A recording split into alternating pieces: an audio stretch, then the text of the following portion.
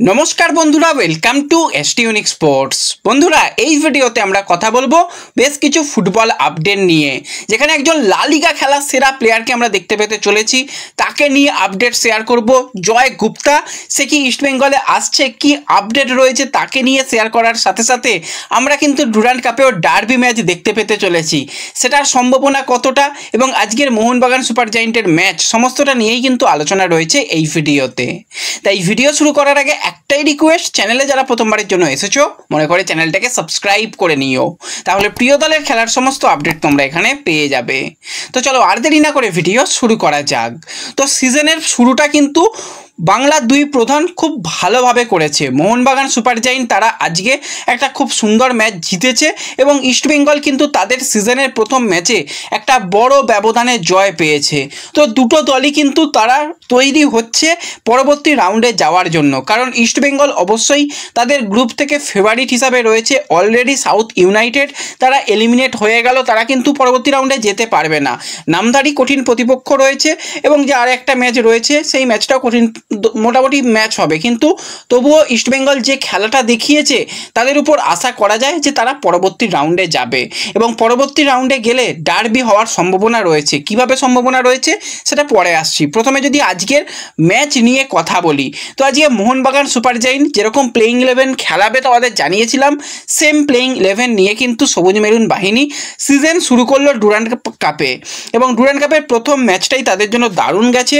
তারা কিন্তু 3-1 গোলে আজকের ম্যাচ জিতে নিয়েছে। প্রথম গোলটা লিস্টনের দুর্দান্ত একটা ফ্রি কিক এবং লিস্টনকে এই জায়গা থেকে আমরা এর আগেও ভালো গোল করতে দেখেছি। আজকের গোলটাও দারুণ ছিল। শুভজিতের কিচ্ছু করার ছিল না, দাঁড়িয়ে শুধু দেখা, সেই দেখেছে এবং গোল সেখান থেকে হয়ে যায়। পরবর্তী সময় কিন্তু মোহনবাগান যথেষ্ট ভালো খেলছিল, কিন্তু সেই জায়গাতেই কিন্তু একটা বড় ধাক্কা হয়। আপুইয়াকে ফাউল করা হয়, কিন্তু আপুইয়া ফাউলের সময় উঠে এসে যেরকমভাবে রিয়্যাক্ট করলো, যেরকমভাবে মাথায় ঠোকাঠুকি করলো এবং সেই জায়গাতে অবশ্যই রেফারি খুব সামনে থেকে ঘটনাটা দেখে এবং রেফারিকেও বেশ কিছু আপুইয়া কথা বলে এবং সেখানে অবশ্যই সরাসরি লাল কার্ড দেওয়া হয় আপুইয়াকে তার ওরকম রিয়্যাক্ট করার জন্য। এবং বর্তমানে যেরকমটা নিয়ম চলছে, মাথায় ঠোকাঠুকি হলে সেটা কিন্তু সরাসরি রেড কার্ড দেওয়া হয়। তো সেরকম রেফারি সঠিক সিদ্ধান্ত নিয়েছে বলে এক্ষেত্রে আমার মনে হয় যে সরাসরি লাল কার্ড দেওয়া হয়। কিন্তু মোহনবাগান যেরকম দল, তারা 10 জনে খেলতেও খুব একটা অসুবিধা হয়নি। ফার্স্ট হাফটা তারা সামলে দেয়। সেকেন্ড হাফের প্রথম দিকেই কিন্তু মোহামেডান তারা বেশ কিছুটা চাপ রেখেছিল এবং সেই জায়গা থেকেই একটা জোরালো শট কিন্তু ছিল, সেখানে ভিশাল সেভ করে, কিন্তু ডিফ্লেক্ট বল মোহামেডানের প্লেয়ারদের পায়ে চলে যায়, সেখান থেকে গোল হয়ে যায়। কিন্তু মোহামেডানও যথেষ্ট ভালো, তারা দুটো ম্যাচই খেলেছে আমি বলবো। তাদের দলে এমন কিছু বড় মানের প্লেয়ার নেই, তাদের রেজিস্ট্রেশন ব্যানের জন্য সমস্ত প্লেয়ারদের রেজিস্টার করাতে পারেনি। তারপরও এই যে ইয়াং ব্রিগেড যে লড়াইটা দিয়েছে, মেহরাজউদ্দিন যে ম্যাচ বাই ম্যাচ যেরকমভাবে ম্যাচগুলোকে ভেবেছে এবং যেভাবে প্লেয়ারদের তৈরি করেছিল, সত্যি প্রশংসা করতে হয়। আমার তো খুবই ভালো লাগলো মেহরাজউদ্দিনের কোচিং, প্লেয়ারদের অ্যাপ্রোচ খুবই ভালো লেগেছে। অনেকগুলো চান্স এসেছিল কিন্তু সেখান থেকে গোল হয়নি।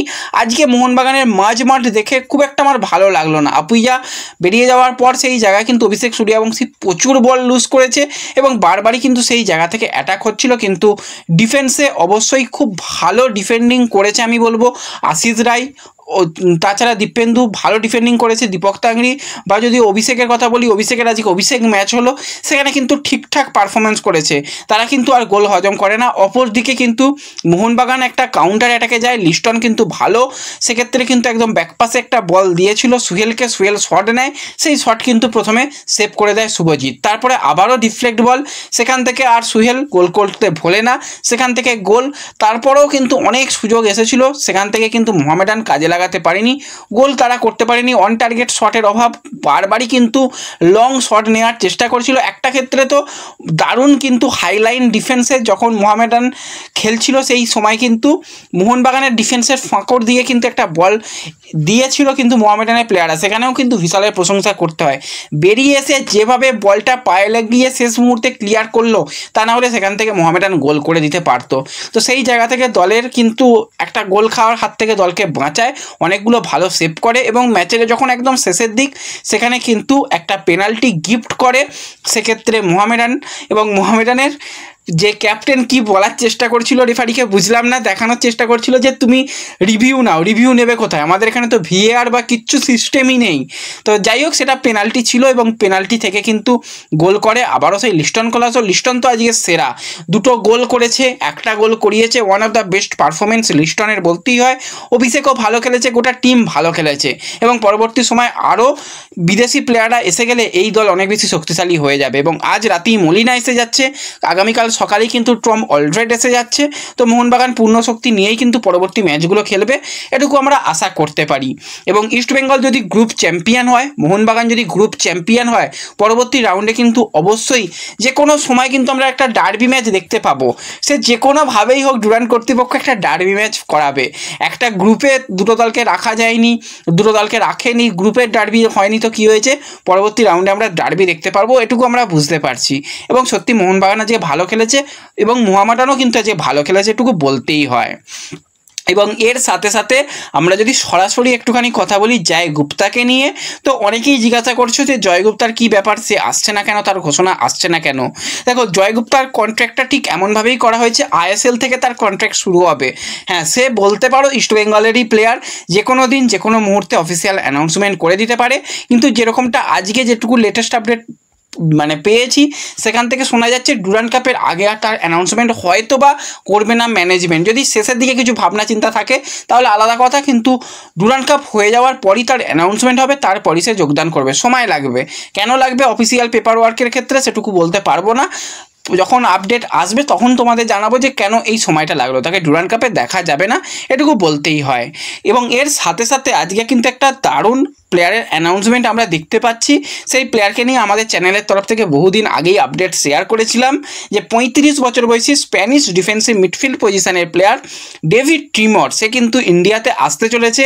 তাকে নেবার ব্যাপারে আইএসএলের দুটো ক্লাব বেঙ্গালুরু এফসি এবং এফসি গোয়া চেষ্টা করে এবং শেষ পর্যন্ত সে এফসি গোয়াতেই সাইন করেছে, তোমাদের জানিয়েছিলাম।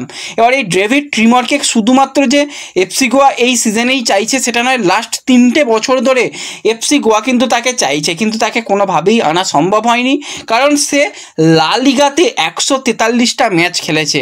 একজন লা লিগা খেলা প্লেয়ারকে আনাটা অত সহজ নয়।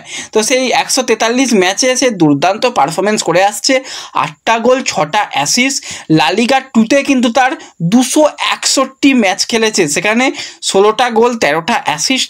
তার পারফরমেন্স তো গোল অ্যাসিস্ট দিয়ে করা যাবে না, সে ডিফেন্সিভ মিডিও এমন সুন্দর ডিফেন্স করে, দারুণ দারুণ।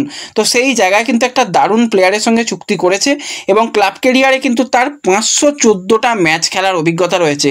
হিউজ এক্সপিরিয়েন্স নিয়ে কিন্তু সে গোয়াতে আসছে, অলরেডি গোয়া দলের সঙ্গে যুক্ত হয়ে গেছে, অনুশীলন করছে। তো অন্যতম সেরা বিদেশি প্লেয়ার কিন্তু এই ডেভিড ট্রিমর বলতেই হয়। এই প্লেয়ারের দিকে আমাদের নজর থাকবে যে সে পুরো সিজনে কীরকম পারফরমেন্স করে। আমি তো এই প্লেয়ারের খেলা দেখার জন্য এখন থেকে আগ্রহী রয়েছি, দেখা যাক প্লেয়ার কীরকম পারফরমেন্স করে, সেই দিকে অবশ্যই আমাদের নজর থাকবে। তো এই ভিডিওতে এটুকুই আপডেট দেওয়ার ছিল। ভিডিও ভালো লাগলে লাইক শেয়ার করে দিও, দেখা হবে পরবর্তী ভিডিওতে। ধন্যবাদ।